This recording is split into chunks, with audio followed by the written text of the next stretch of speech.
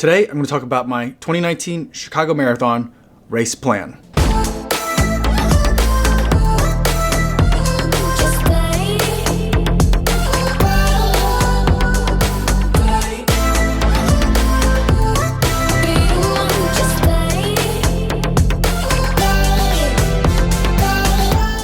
.31 miles, 6 minutes, 31 seconds per mile out there today. The last speed workout day I had with the Nike team over at Edge Athlete Lounge, running along the 606 trail here in Chicago. A relatively easy workout, just getting the legs turned over, feeling fast, getting lots of rest in between the workout for today, which was 2 quarters and then a half and then 4 quarters at a variety of speeds from 5K to 10K. Some of those quarters were also at marathon pace. So a variety of things just to kind of make sure everything's moving well. I felt real good out there, felt real strong. All the paces were very easy to hit, which I would have anticipated that they would be. But today what I wanted to talk about for sure is my Chicago Marathon plan for 2019. And this is something that I just went over. I wanted to save it for today because it's something that I wanted to go over with Coach. That's something that Coach also wanted to make sure that we all did. So she had individual sessions with all of us. Mine was just a little while ago. And so here's overall what I'm planning for the day. And I actually had to write it out this time because I wanted to make sure that we covered everything. And Coach also had things that she wanted us to think about and make sure we had plans for as we were going into it. And then I shared this doc with her, and so some of her feedback is here in yellow. Now for the morning of the race, I'm planning on waking up at 4, which is my normal wake up time. I don't want to disrupt the routine too much or sleep in or anything like that. I'm just going to kind of wake up at my normal time. I have a feeling I'll be in bed staring at my watch waiting for 4 o'clock. I usually don't get a ton of sleep the night before a marathon. When I wake up, I am going to have some coffee, and then for breakfast, I'll have what I normally like to have before my long runs or before races, which is toast with almond butter and jelly on it. The twist is that I'm going to be staying at a hotel downtown for the race, and I'm going to have to toast my bread ahead of time, which is what I did last year as well. So not a huge deal. In terms of my gear list for what I'm going to be packing, for my race kit, it's going to be cold. The temperatures are going to be in the mid 40s. For both the kind of pre-race and during the race itself. The temperatures are going to be pretty stable. It's going to be a bit windy, but my plan is to run in a singlet. I haven't decided which singlet. It's going to be an Aerosmith singlet, so it's either going to be a white one or the black one. I'm going to wear that. I'm going to wear my half tights, the Roadrunner Sports ones that I like, because while I love my Nike half tights, they just don't have enough pockets to carry all the gels that I need to carry for a marathon. So I've been running in the Roadrunner Sports. Those have treated me real well. I BQ'd in them earlier this year. I PR'd in them just a couple weeks ago at the Chicago Half Marathon. I ran all my long runs in them as well, so very comfortable to run in those. I'm going to have the pink Vaporfly next. Those will be my race shoe. And then I'm also going to have a hat and some arm sleeves to run in. The arm sleeves will be because it's just going to be a little bit cold, so I think I'm going to have just a little bit of something extra on my arms. And then if I need to shed those during the race, they're easy to kind of take off. I'm also going to have gloves that I'm going to be wearing, a thin pair for before the race and also during the race, and that I'll probably take off at some point during the race as well. I might take them off earlier before the race, depending on how I'm feeling in terms of actual temperatures when I'm in the corral surrounded by people, that kind of thing. Now, in terms of the corrals, my plan is to walk from the hotel and get to the gates of the race around 6 o'clock in the morning. Now, I don't have that long of a walk. It's a little bit, but not too far. But security usually takes a long time at the race. And Coach has in her notes to try and get there before an hour before the corrals close. For me, I'm in Corral 1. I'm bib B. My bib number is 14539. And my experience with security at the Chicago Marathon is that it goes from super empty and you pretty much breeze through to it's taking forever and I'm worried that I'm going to miss the race congested, and there's no like real middle ground. It's one or the other. I would much rather get there really early and just sit around at the race. It's not going to rain, so it's not a huge deal for me to get there early and just kind of sit around. So I'm leaving the hotel around 6 o'clock in the morning. The other thing I'm trying to do is when I get there is go to the bathroom once. Again, the bathrooms are much like the security lines. It goes from being like, well, there's plenty of bathrooms here, there's no lines, to like, there's so many lines here, I don't know what to do, and the corrals are about to close, I'm about to miss the race. So like, go to the bathroom early. I'm gonna bring an extra granola bar for me to eat at some point as I'm getting ready for the race. When I was talking with Coach, she was like, time that out so that way it's about a half hour from the race start, which for me will be 7:30. By the time I cross the line, it'll probably be like 7:30 and a couple of minutes. So like I'll eat that sometime around 7. And she also wanted me to bring like a little water bottle that I could discard at some point, so that way I had some water to take along with it.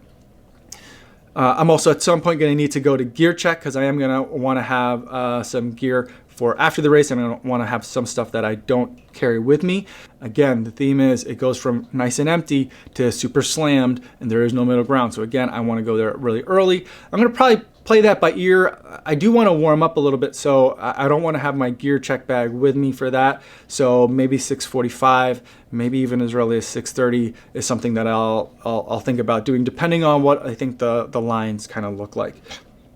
And then after I give my bag to gear check, I'm going to basically kind of find a place to run around for a couple of minutes.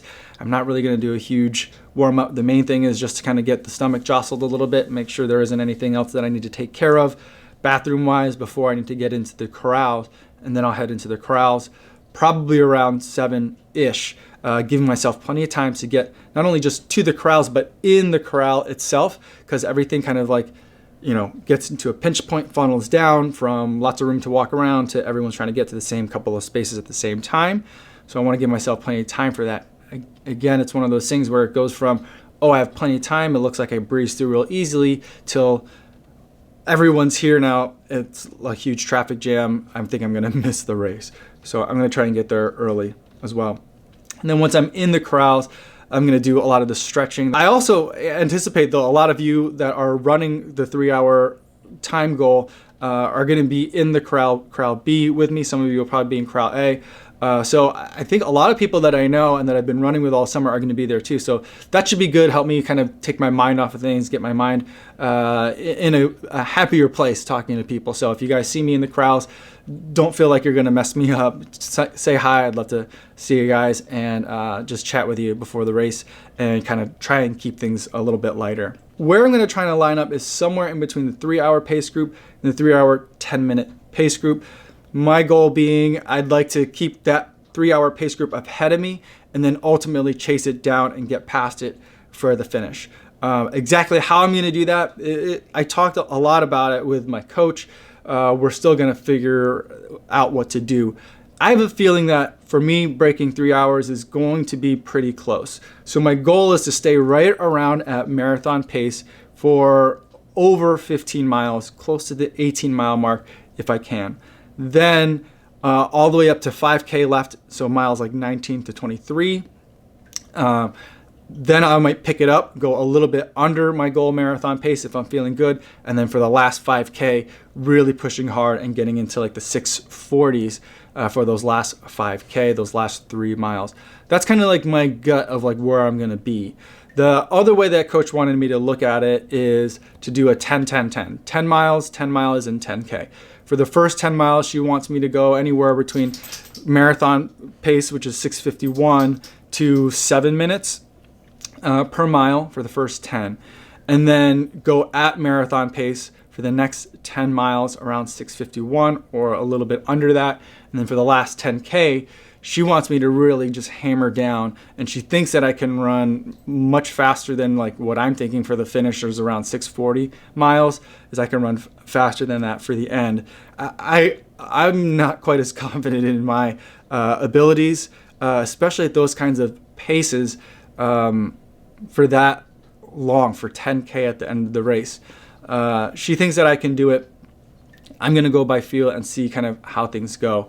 The other thing that coach wants me to think about is at the expo, she wants me to see if I can talk to any of the 3-hour pace group people and see what their strategy is going to be. I just kind of assumed that the 3-hour pace group would go out at 6 hours 51 seconds per mile for just the entire race and try and be as metronome-like as possible. But she's thinking that they're going to go with a progressive strategy where they start off slow and then slowly start to build, and they're end up running faster than 6:51 at the end. So that's important for me because my strategy has kind of been to like keep that 3-hour pace group in my sights, kind of at all times at the race, and then slowly start to like eat up that distance and get to them and then pass them at the end, regardless of kind of whether that's at 10 miles, 20 miles, 18, however I split it up.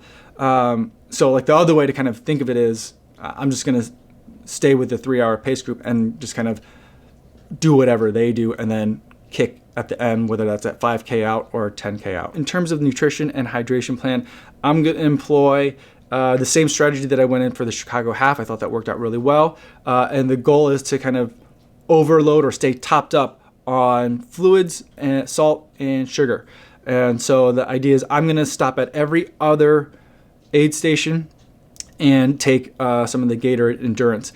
That's going to end up giving me about 30 calories and about 100 milligrams of salt every time that I stop and slow down. And so that should give me about 3 stops per hour.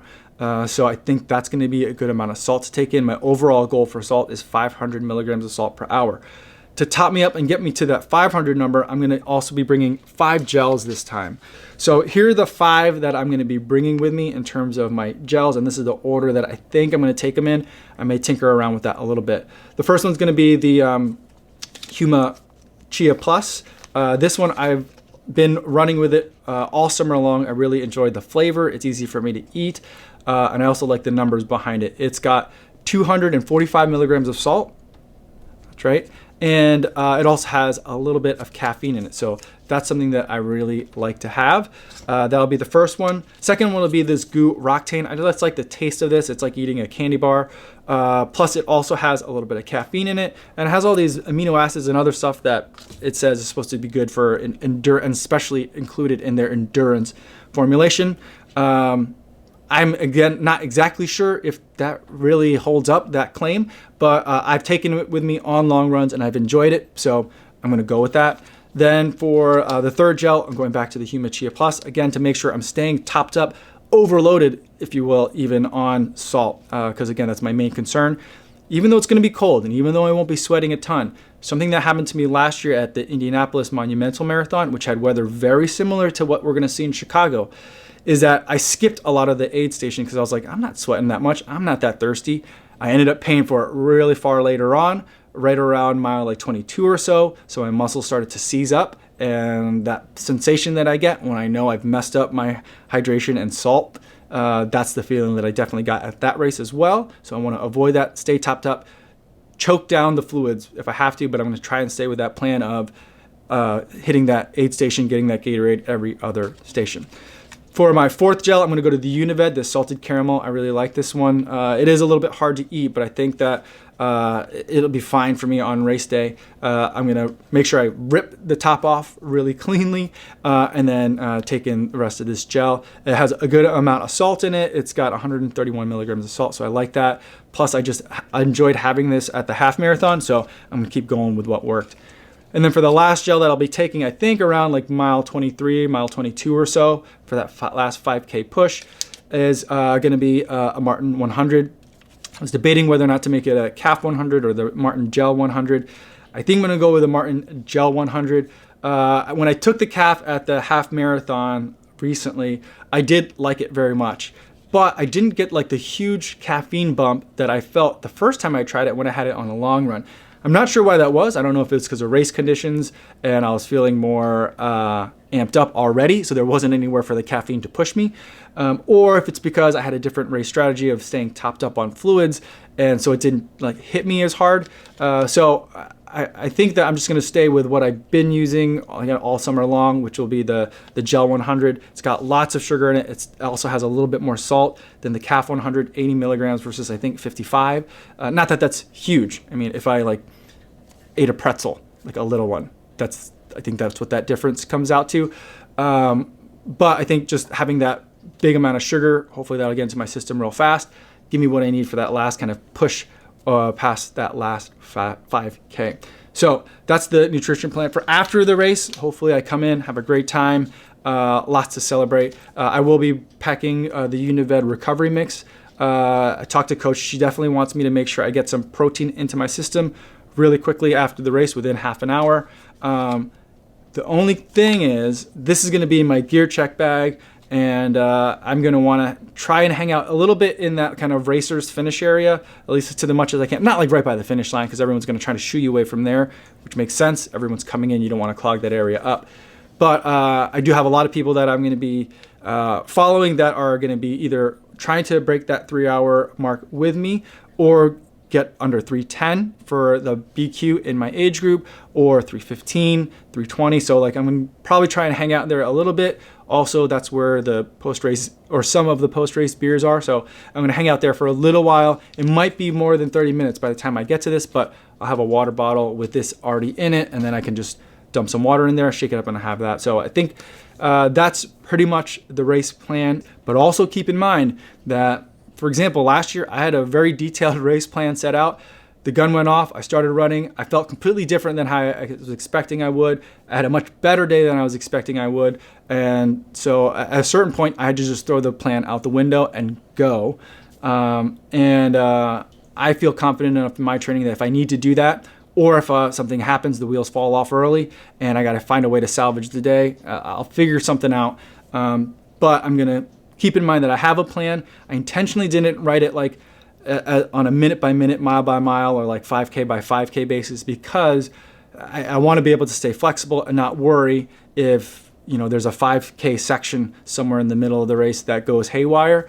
It's still going to be fine. I'll be able to make it up, and got to stay flexible no matter what happens. So hopefully you guys have a great race day. I'm looking forward to it. It's coming up soon, and best of luck to you. I'll see you guys. I'm sure I'll see a lot of you guys over the weekend at some point. Hopefully I will. If not, after the race, I'll be in the family meetup area, enjoying some drinks with people, and hopefully I get to meet some of you guys there. If I see you at all at any point during this weekend, feel free to say hi. I'd love to say hi to you guys, grab a selfie.